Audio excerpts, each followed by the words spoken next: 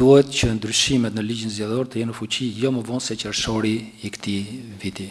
Kreu i Komisionit Qendror të Zgjedhjeve Ilirian Celibashi ka një limit se kur reforma zgjedhore do duhet të ketë përfunduar. Sipas tij ajo nuk duhet të kufizohet me përfshirje vetëm të aktorëve kryesor politik në vend. Procesi duhet përfshirë konsultime me institucionet që administrojnë zgjedhjet, me organizata të shoqërisë civile, me median, me ekspertë të fushës dhe me organizata ndërkombëtare që monitorojnë proceset zgjedhore, por edhe me organet e drejtësisë.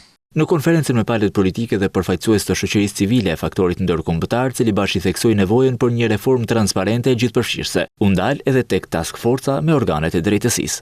Eksperienca e bashkëpunimit dhe koordinimit në zgjedhjet e shkuara midis të tre këtyre institucioneve, si dhe me policinë e shtetit, ishte e suksesshme dhe do duhet të përmirësohet në të ardhmen.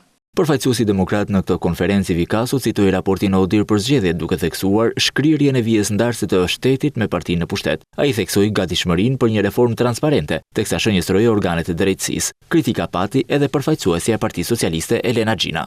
Është e papranueshme që sjellja institucionale e këtyre organeve të jetë e tillë në rast të parë mos përfillse ndaj operatorëve të rëndësishëm. Vlerësojmë gatishmërinë e prokurorisë përgjithshme, gatishmëri të cilën nuk e kemi gjetur për fat keq te Spaku, nuk e kemi gjetur te policia e shtetit. Reforma është marrë me seriositet dhe jemi duke bërë vërtet një reformë.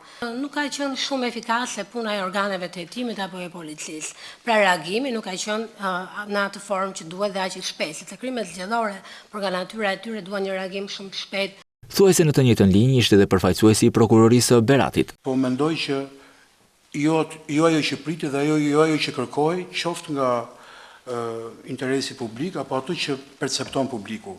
Sipas prokurorit Eni Çulli, duhet më shumë kohë në dispozicion. Ngrihen 3 ditë përpara ditës zgjedhjeve dhe mbarojnë 3 ditë mbas ditës zgjedhjeve. Mendoj që kjo kohë është e kufizuar. Pavarësisht qëndrimeve, të gjitha palët kërkojnë një reformë të mirëfillt e jetëgjatë.